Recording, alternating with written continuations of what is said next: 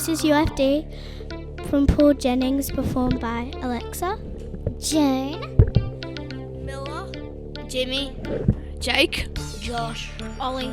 and Hunter. you can be the judge. Am I the biggest liar in the world, or do I tell the truth? There is one thing for sure. Dad believes me. Anyway, I will tell you what happened and you can make up your mind. It all started one evening about tea time. Dad is cooking the tea and Mum is watching 60 Minutes on television. Suddenly, there is a knock on the door. I'll get it.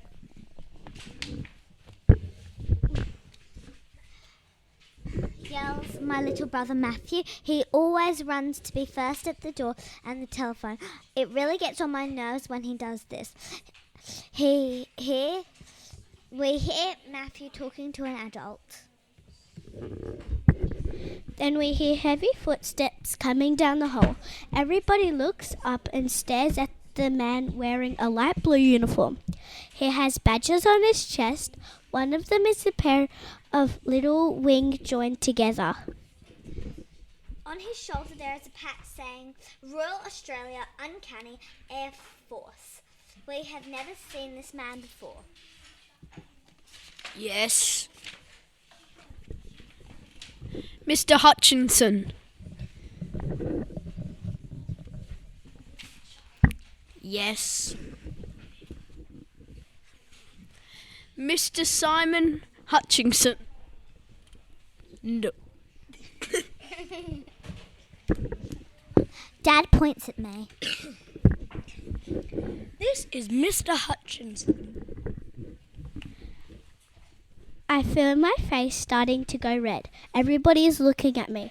I think I know what it is all about.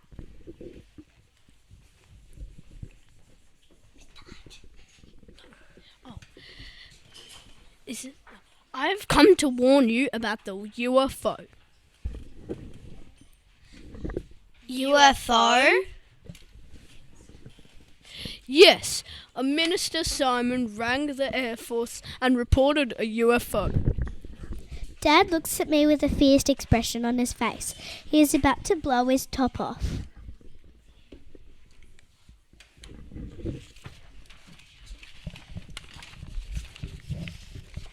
This boy is the biggest liar in the world. You're wasting your time. He has not seen a UFO. He has dreamed it up. He is making up the most fantastic stories. I'm afraid you have come this way for nothing. Nevertheless, I will have to do a report. Do you mind if I talk to Simon?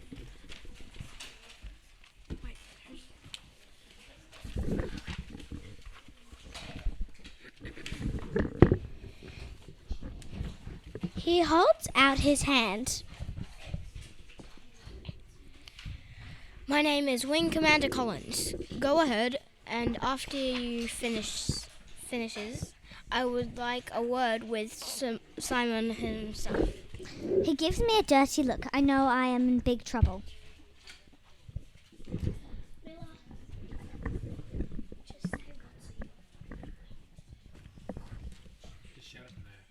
What's a UFO? Matthew doesn't know anything. He is just a little kid with a big voice. It's an unidentified flying object. Wow, a flying saucer. Did you really see a flying saucer? Not exactly, but I did see a UFO. The Wing Commander Collins starts writing in his notebook. What time did you see it? 7 o'clock, because the bottom gates on the railway line woke me up. The first train goes at 7 o'clock. Wing Commander Collins starts writing down.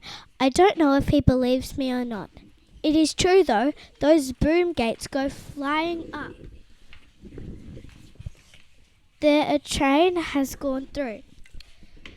They end up pointing at the sky. When they hit the buffer, they make a terrific crash. They wake me up 7 o'clock every morning. The Air Force man finishes writing and asks me his next question. Where did you see it? Out the window of the kitchen. How big was it? About 1 metre. He looks at me with a funny expression, but he doesn't say anything. He just writes in his book. After a bit more writing, he says, What colour was it? Black. What was it made out of? Skin and hair. At this point, everyone jumps on their feet and speaks. Skin and hair? Yes. What was it shaped of? Dog-shaped. Dog-shaped? I start to feel as if I am living with a bunch of parrots. They keep repeating everything I say. You mean you saw a flying object that was shaped as a dog and covered in skin and hair?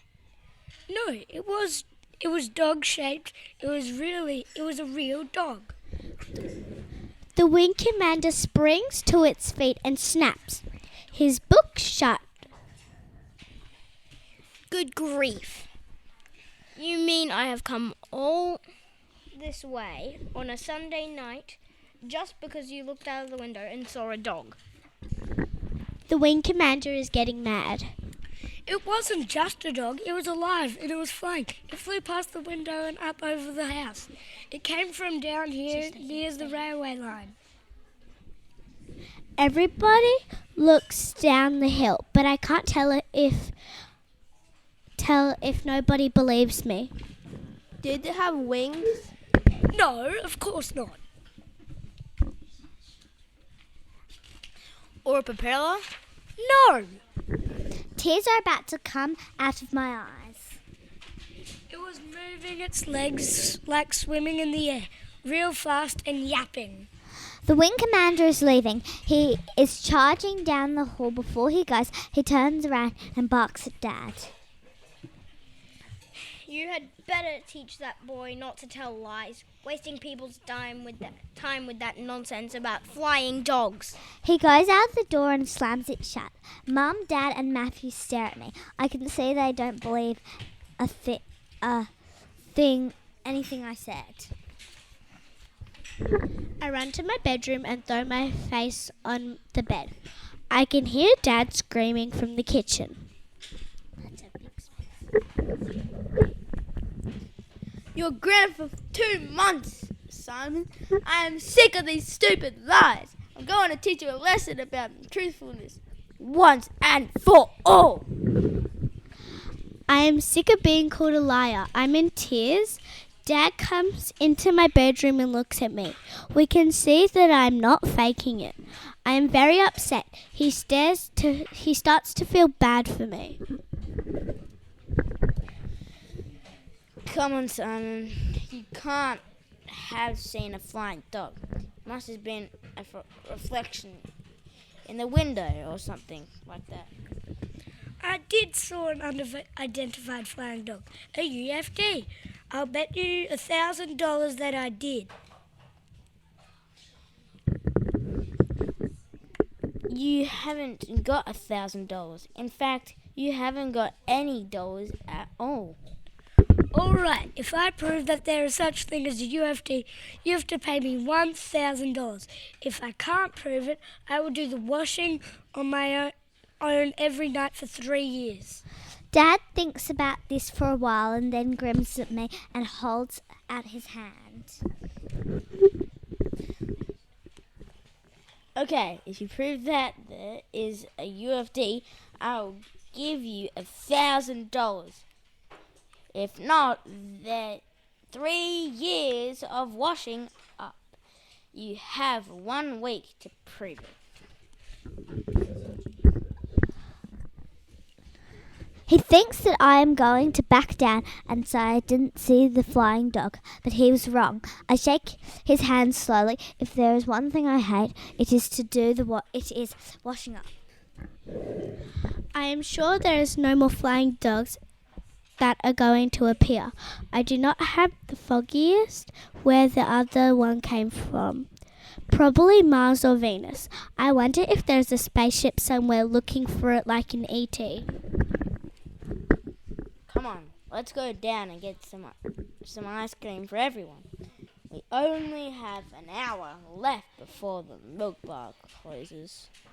We walk out to the driveway to Dad's precious new car. It is a Holden Camaro, a red one with a big dent and looks unhappy.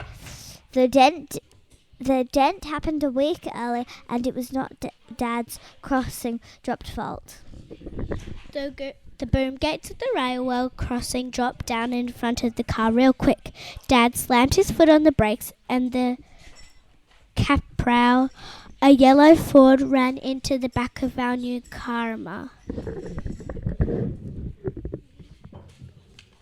Run, Gates. He is still rubbing his hand over the dent like it is a personal wound. Someone ought to report them to the railway. Those gates go up and down like lightning. It doesn't even give you a chance to stop. Dad was especially sour because there were no witnesses to the accident. No one saw it. If Dad had a witness, he might be able to make the owner of the yellow Ford pay up. Now he has to fork out the repair bill himself. We drive down towards the milk bar. As we get to the railway crossing, I see that there is no sign of any trains. I also see that Mr. Jensen is about to cross the line with her bull terrier. This terrier is the worst dog in the world. She has it on a long lead. This is good. It means that the vicious animal cannot bite anybody as they walk by. Mrs. Jensen's bull terrier is called Ripped. This is a good name for the rotten thing. Once it ripped a big hole in my pants. It had also been known to rip people's legs.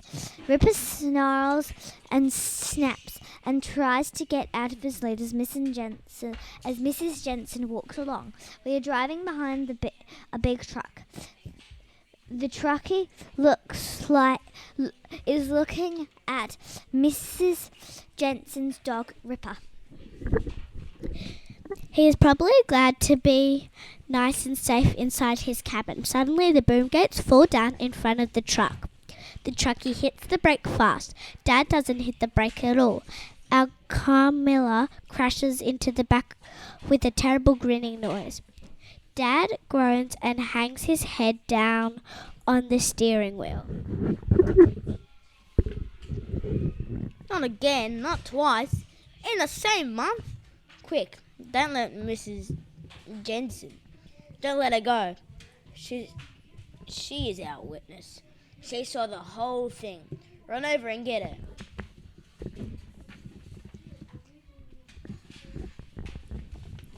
I take a couple of steps forward. Ripper is snarling and snapping.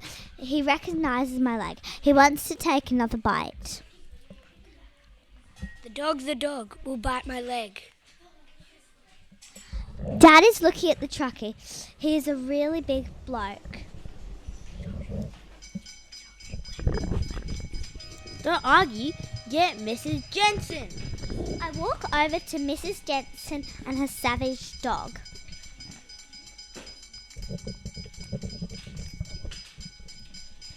My dad wants to talk to you, but please don't bring your dog. Mrs. Jensen thinks about this. She doesn't really like me.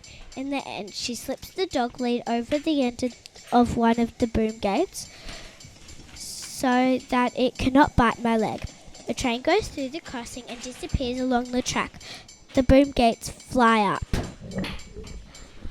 Ripper goes up with the boom gate.